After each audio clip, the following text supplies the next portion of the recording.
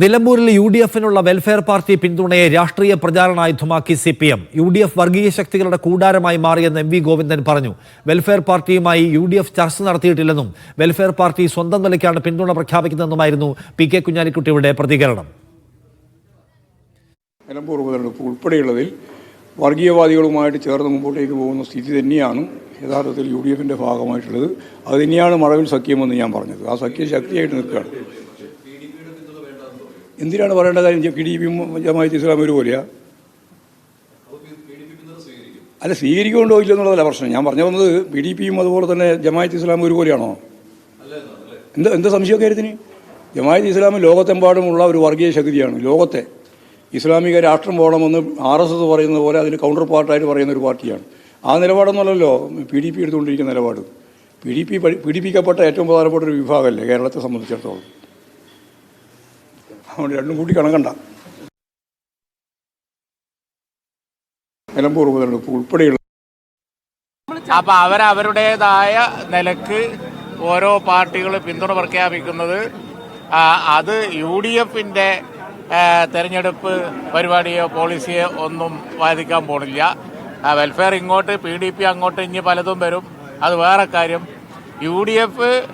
UDF മുന്നണിയായിട്ടാണ് ഇവിടെ മത്സരിക്കുന്നത്. പുറത്തുനിന്ന് ആര് പിന്തുണ പ്രഖ്യാപിച്ചാലും അത് അവരുടേതായ കാരണത്താലാണ്. അതിന് ഞങ്ങൾക്ക് മറുപടി പറയേണ്ട ബാധ്യതയില്ല.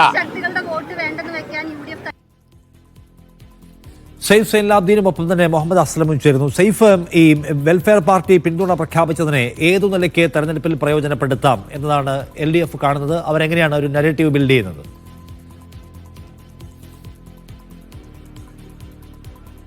നിഷാദ്, കഴിഞ്ഞ കുറേ ദിവസങ്ങളായിട്ട് ഞാൻ നിലമ്പൂർ മണ്ഡലത്തിലുണ്ട്. നിലമ്പൂർ മണ്ഡലത്തിലെത്തിയ ശേഷം ഇതുവരെ വെൽഫെയർ പാർട്ടിയുമായി ബന്ധപ്പെട്ട് ഏതെങ്കിലും തരത്തിലുള്ള കടുത്ത വിമർശനങ്ങളിലേക്ക് പോകാനോ ജമാഅത്തെ ഇസ്ലാമിയുമായി ബന്ധപ്പെട്ട് ഏതെങ്കിലും തരത്തിൽ കടുത്ത വിമർശനത്തിലേക്ക് പോകാനോ ഒന്നും CPM-ന്റെ നേതാക്കന്മാരും സ്ഥാനാർത്ഥിയൊന്നും പോകുന്നത് നമ്മൾ കണ്ടിട്ടില്ല. അത് വിവിധ പരിപാടികളിൽ പങ്കെടുക്കുന്ന സമയത്തായാൽ പോലും അങ്ങനെ ഒരു വിമർശന സ്വഭാവത്തിലേക്ക് CPM പോയിട്ടില്ലായിരുന്നു.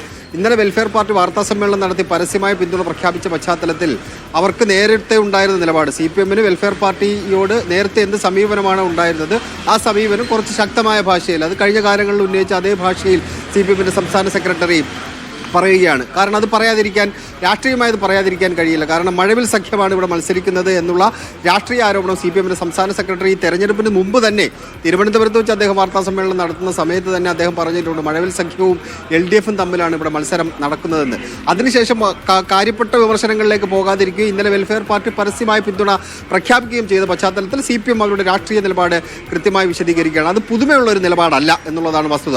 2019 ലോക്സഭാ തെരഞ്ഞെടുപ്പിൽ ഇവർ വെൽഫെയർ പാർട്ടി പരസ്യമായി പിന്തുണ പ്രഖ്യാപിച്ച സമയം മുതൽ ഇപ്പോൾ ഈ 2025 എത്തി നിൽക്കുന്ന ഈ സമയം വരെ കഴിഞ്ഞ 6 വർഷ തെരഞ്ഞെടുപ്പുകളുടെ ചരിത്രമെടുത്താൽ വെൽഫെയർ പാർട്ടി UDF-ന് തന്നെയാണ് പിന്തുണ പ്രഖ്യാപിച്ചിട്ടുള്ളത്. അത് ഉപതെരഞ്ഞെടുപ്പായാലും നിയമസഭാ തെരഞ്ഞെടുപ്പായാലും ലോക്സഭാ തെരഞ്ഞെടുപ്പായാലും ഏതായാലും അങ്ങനെ തന്നെയാണ് പിന്തുണ പ്രഖ്യാപിച്ചിട്ടുള്ളത്. ആ ഘട്ടങ്ങളിലെല്ലാം CPM എന്ത് രാഷ്ട്രീയ നിലപാട് സ്വീകരിച്ചോ അതേ രാഷ്ട്രീയ നിലപാട് ഈ വിഷയത്തിലും സ്വാഭാവികമായിട്ട് CPM സ്വീകരിക്കുന്നു എന്നുള്ളതാണ് നമുക്ക് കാണാൻ കഴിയുന്നത്. അതൊരു രാഷ്ട്രീയ വിഷയമായി അവർ പിന്തുണ പ്രഖ്യാപിച്ചപ്പോൾ അത് രാഷ്ട്രീയ വിഷയമായി ഉയർത്തുകയല്ലാതെ അതിനോട് മൗനം പാലിച്ചിരിക്കുന്ന രാഷ്ട്രീയ സമീപനം CPM സ്വീകരിക്കില്ല എന്നുള്ളത് വ്യക്തമായിട്ടുള്ള കാര്യമാണ്. വരും ദിവസങ്ങളിൽ കുറച്ചുകൂടി കടുത്ത ഭാഷയിൽ നേതാക്കന്മാർ കടുത്ത വിമർശനങ്ങൾ ഉന്നയിച്ചേക്കാം. മുഖ്യമന്ത്രി പിണറായി വിജയൻ അടക്കമുള്ളവർ മണ്ഡലത്തിൽ വീണ്ടും സജീവമായി പ്രചരണ രംഗത്തേക്ക് വരികയാണ്. 13, 14, 15 തീയതികളിൽ 7 പഞ്ചായത്തുകളിൽ മുഖ്യമന്ത്രിയുടെ പ്രസംഗം ഉണ്ട്.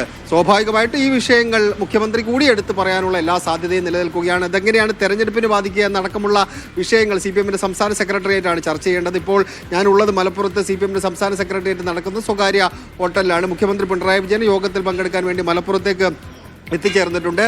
സ്വരാജ് ഒഴികെയുള്ള ബാക്കി എല്ലാ സെക്രട്ടേറിയറ്റ് അംഗങ്ങളും ഇവിടെ മലപ്പുറത്ത് ഈ പരിപാടിയിൽ പങ്കെടുക്കാൻ വേണ്ടി ഈ യോഗത്തിൽ പങ്കെടുക്കാൻ വേണ്ടി എത്തിച്ചേർന്നിട്ടുണ്ട്.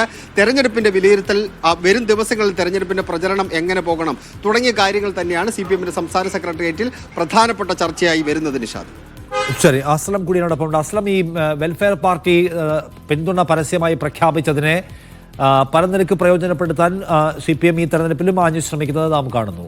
എങ്ങനെയാണ് UDF വെൽഫെയർ പാർട്ടിയുടെ ഈ പ്രശ്നത്തെ ടാക്കിൾ ചെയ്യുന്നത്? എങ്ങനെയാണ് അവർ പരസ്യമായി ആ പിന്തുണ സ്വീകരിക്കാൻ തയ്യാറാവുന്നില്ലേ? എന്താണ് കുഞ്ഞാലിക്കുട്ടി പറയുന്നത്?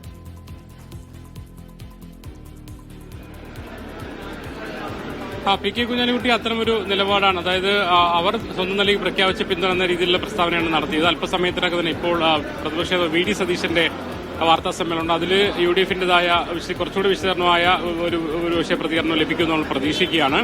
ഇതൊരു സേഫ് പറഞ്ഞ പോലെ പുതുമയുള്ള കാര്യമല്ല. 2019 പ്രഖ്യാപിച്ചു, അന്ന് വലിയ വിവാദം ഉണ്ടായിരുന്നില്ല. അതേസമയം 2021 മുതൽ നിയമസഭാ തെരഞ്ഞെടുപ്പ് മുതൽ തന്നെ വെൽഫെയർ പാർട്ടിയുടെ പിന്തുണയെ വളരെ രൂക്ഷ വിമർശനത്തോടുകൂടിയാണ് CPM കൈകാര്യം ചെയ്യുന്നത്. അതിനെ പ്രതിപക്ഷം, പ്രത്യേകിച്ച് കോൺഗ്രസും UDF ഒക്കെ തന്നെയും നേരത്തെ ജമാഅത്ത് ഇസ്ലാമി ആയിരിക്കെ തന്നെ 2006 മുതൽ LDF കൊടുത്ത പിന്തുണ ഉൾപ്പെടെയുള്ള കാര്യങ്ങൾ പറഞ്ഞുകൊണ്ട് നേരത്തെ LDF ഉണ്ടായിരുന്നപ്പോൾ അവർ ആ പിന്തുണയെ വിലമതിച്ചതും അതോടൊപ്പം തന്നെ അപ്പോൾ വർഗീയ ഇല്ലാത്ത ആരോപണം ഇപ്പോൾ ഉന്നയിക്കുന്നത് വോട്ട് കിട്ടുന്നതുകൊണ്ടാണ് എന്നുള്ള ഒരു കാര്യത്തിൽ ഊന്നിയുണ്ടുള്ള ഒരു പ്രതികരണമാണ് ഇതുവരെ നടത്തിയിരുന്നത്. സ്വാഭാവികമായിട്ടും അത്തരം പ്രതികരണത്തിലേക്ക് തന്നെ പ്രതിപക്ഷ നേതാവ് അടക്കമുള്ള ആൾക്കാർ വരുമെന്നാണ് കരുതുന്നത്. മാത്രമല്ല കേരളത്തിന് പുറത്ത് വെൽഫെയർ പാർട്ടിയുമായും ജമാഅത്ത് ഇസ്ലാമിയും ഒക്കെ ആയിട്ടും CPM സഹകരിച്ച് പ്രവർത്തിക്കുന്നതിന്റെ ഒരു വാർത്തകൾ അടുത്തിടെ വന്നിരുന്നു. ആ കാര്യങ്ങളൊക്കെ ഉന്നയിച്ചുകൊണ്ടായിരിക്കും സ്വാഭാവികമായിട്ടും പ്രതികരിക്കുക. എന്തായാലും ആ ഒരു നേരത്തെയുള്ള ഒരു പാലക്കാട്ടും കഴിഞ്ഞ തെരഞ്ഞെടുപ്പ് നിയമസഭാ തെരഞ്ഞെടുപ്പിലൊക്കെ തന്നെയും വന്ന തരത്തിലുള്ള ഒരു പ്രതികരണം ആ അർത്ഥത്തിൽ തന്നെ പ്രതികരിക്കാൻ തന്നെയാണ് സാധ്യത.